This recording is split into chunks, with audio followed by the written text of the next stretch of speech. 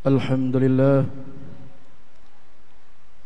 alladzi ja'alana min ibadihil mu'minin wa ja'alana min ummati sayyidina Muhammadin sallallahu alaihi wasallam. Ashhadu an la ilaha illallah wahdahu la syarika lah wa ashhadu anna sayyidana wa nabiyyana Muhammad wa ala alihi wa sahbihi. Allahumma salli wa sallim ala sayyidina wa nabiyyina wa maulana Muhammadin wa ala alihi wa sahbihi ajma'in. Amma ba'du fa ya ibadallah, usikum wa nafsi bitaqwallah wa ta'atih la'allakum tuflihun. Wa qad qala Allah ta'ala fi kitabihil karim wa huwa asdaqul qailin. A'udzu billahi minasy syaithanir rajim. Bismillahirrahmanirrahim. يا أيها الذين آمنوا اتقوا الله حق تقاته ولا تموتن إلا وأنتم مسلمون. Ma'asyiral muslimin, jamaah salat Jumat yang dirahmati oleh Allah Subhanahu wa taala. Alhamdulillah summa alhamdulillah. Selalu tidak henti-hentinya kita ucapkan rasa syukur kegembiraan kita kepada Allah Subhanahu wa ta'ala, yang mana Allah Subhanahu wa ta'ala selalu memberikan, melimpahkan nikmat dan karunia-Nya kepada kita semua.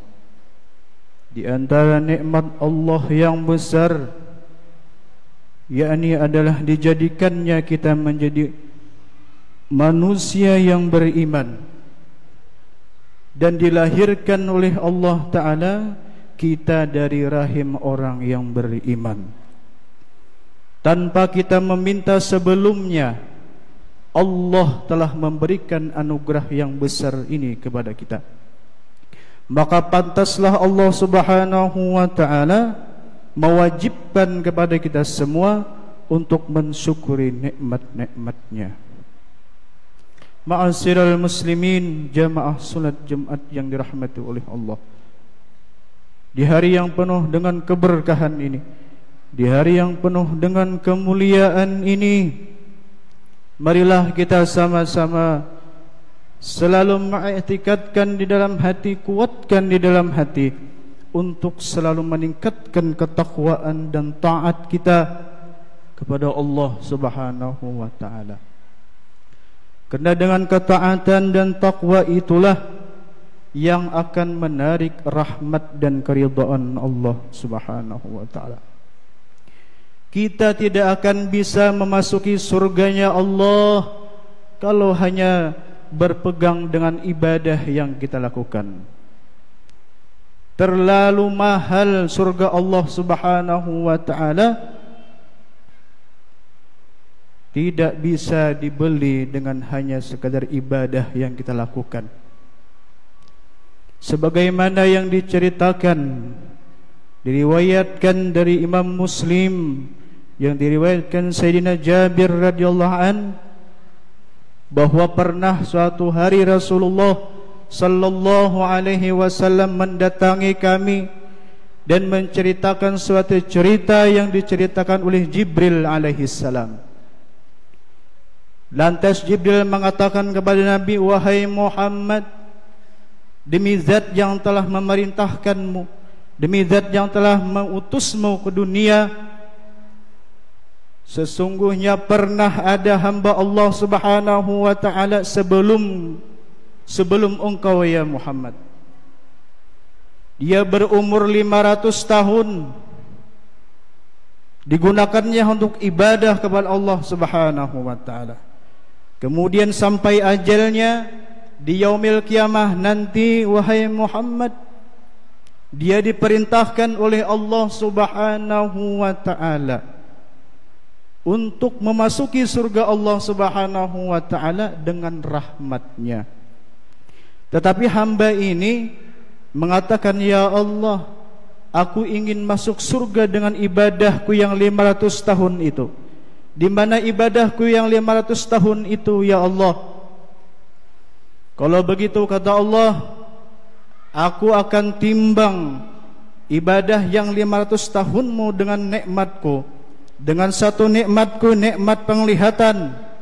Kemudian diperintahkan oleh Allah Subhanahu wa ta'ala kepada malaikatnya untuk menimbang amal ibadah hamba tersebut.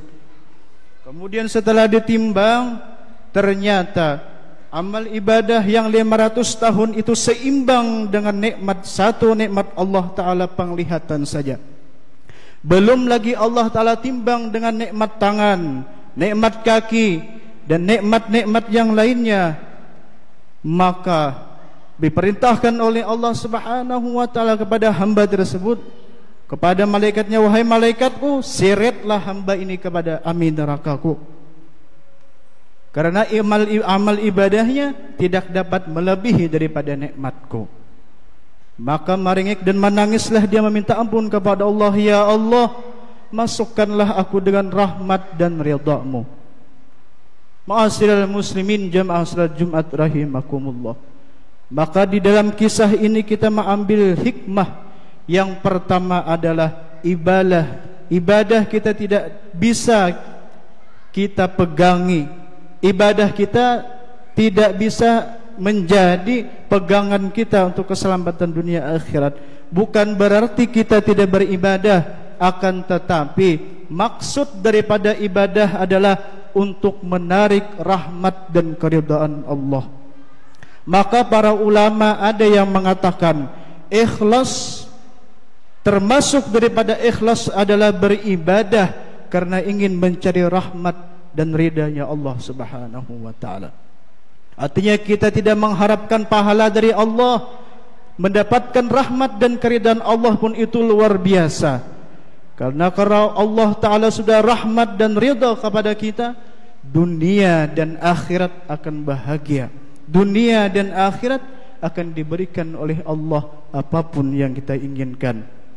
Itu makna di antara orang-orang yang bertakwa. Ma'asyiral muslimin rahimakumullah, Allah berfirman, "Wa may yattaqillah yaj'al lahu makhraja wa yarzuqhu min haitsu la yahtasib." Kata Allah, siapa orang yang bertakwa kepada Allah, maka Allah akan memberikan jalan setiap masalah.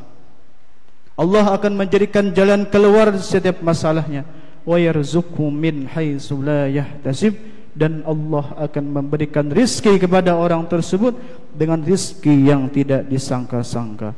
Ma'asyiral muslimin rahimakumullah, mudah-mudahan dengan khutbah yang singkat ini oleh Allah Subhanahu wa ta'ala diberikan kita taufik dan hidayahnya, sehingga dapat mengamalkan apa-apa yang telah diperintahkan oleh Allah dan Rasulnya.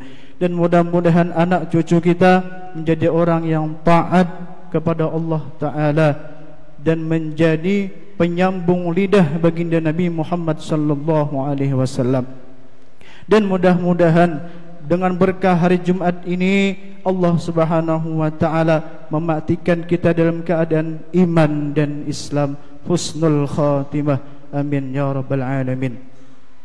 Alhamdulillah wassalatu wassalamu ala Rasulillah. أوصيكم ونفسي بتقوى الله وتعاده وإذا قرئ القرآن فاستمعوا وأنصتوا لعلكم ترحمون. أعوذ بالله من الشيطان الرجيم. بسم الله الرحمن الرحيم. والعصر إن الإنسان لفي خسر إلا الذين آمنوا وعملوا الصالحات وتواصوا بالحق وتواصوا بالصبر. بارك الله لي ولكم في القرآن العظيم ونفعني وإياكم بما فيه من الآيات والذكر الحكيم. أقول قولي هذا وأستغفر الله العظيم لي ولكم لسائر المسلمين والمؤمنات والمسلمين والمسلمات. فاستغفروه إنه هو الغفور الرحيم. اللهم صل وسلم وزد وأنعم وتفضل وبارك بجلالك وكمالك على أشرف عبادك سيدنا ومولانا محمد وعن كل الصحابة رسول الله أجمعين. الحمد لله الذي له الملك وله الحمد وهو على كل شيء قدير. أشهد أن لا إله إلا الله وحده لا شريك له العلي الكبير، وأشهد أن سيدنا محمدا عبده ورسوله البشير النذير والسراج المنير. اللهم صل وسلم على سيدنا ومولانا محمد وعلى آله وصحبه أجمعين. أما بعد فيا عباد الله، أوصيكم ونفسي بتقوى الله وطاعته لعلكم تفلحون. قال الله تعالى في كتابه الكريم: أعوذ بالله من الشيطان الرجيم. إن الله وملائكته يصلون على النبي يا أيها الذين آمنوا صلوا عليه وسلموا تسليما. اللهم صل وسلم على سيدنا محمد طب القلوب ودوائها وعافية الأبدان وشفائها والنور الأبصر والبصائر وضيائها وعلى آله وصحبه وسلم تسليما كثيرا. أمين أمين يا رب العالمين. بسم الله الرحمن الرحيم. اللهم اغفر لنا وللمؤمنين والمؤمنات والمسلمين والمسلمات الأحياء منهم والأموات إنك سميع قريب مجيب الدعوات يا قاضي الحاجات. اللهم انصر من نصر الدين وأهلك الكفرة والمبتدعة والمشركين وعلي كلمتك إلى يوم الدين. اللهم اغفنا شر الظالمين والشر الحاسدين وشر من يؤذنا برحمتك يا أرحم الراحمين. ربنا آتنا في الدنيا حسنة وفي الآخرة حسنة وقنا عذاب النار. عباد الله، إن الله يأمركم بالعدل والإحسان وإيتاء ذي القربى وينهى عن الفحشاء والمنكر والبغي يعظكم لعلكم تذكرون. فاذكروا الله العظيم يذكركم واسألوه من فضله يعطيكم ولذكر الله أكبر والله يعلم ما تصنعون. أقيموا الصلاة.